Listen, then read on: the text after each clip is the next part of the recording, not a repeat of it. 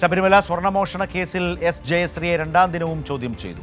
2019 Devaswom board തീരുമാനം സെക്രട്ടറിയായിരുന്ന ജയശ്രീ തിരുത്തി എന്നതാണ് കുറ്റം. ജയശ്രീയുടെ മൊഴി കേസിൽ നിർണായകമാവും.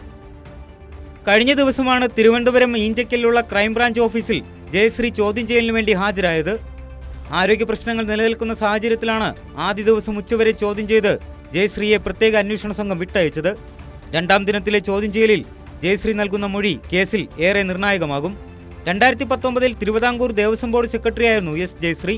ദ്വാരപാലക ശില്പങ്ങളിലെ സ്വർണ്ണപ്പാളികൾ അറ്റകുറ്റപ്പണിക്ക് വേണ്ടി നൽകുന്നതിന് ദേവസ്വം ബോർഡ് തീരുമാനിച്ചപ്പോൾ അത് ഉണ്ണികൃഷ്ണൻ പോറ്റിയുടെ കൈവശം കൊടുത്തുവിടണമെന്ന് തിരുത്തിയത് ജയശ്രീ ആയിരുന്നു. ഇത് ദേവസ്വം വിജിലൻസിന്റെ അന്വേഷണത്തിൽ കണ്ടെത്തിയിരുന്നു. ഇതേ കാര്യം പ്രത്യേക അന്വേഷണ സംഘം സ്ഥിരീകരിച്ചാണ് പ്രതിപട്ടികയിൽ ഉൾപ്പെടുത്തിയത്. സുപ്രീംകോടതി അറസ്റ്റ് തടഞ്ഞ സാഹചര്യത്തിലാണ് കോടതിയുടെ വ്യവസ്ഥയ്ക്ക് വിധേയമായി അന്വേഷണ സംഘത്തിന് മുന്നിൽ ചോദ്യം ചെയ്യലിന് വേണ്ടി ജയശ്രീ ഹാജരായത്. കൈരളി ന്യൂസ്, തിരുവനന്തപുരം.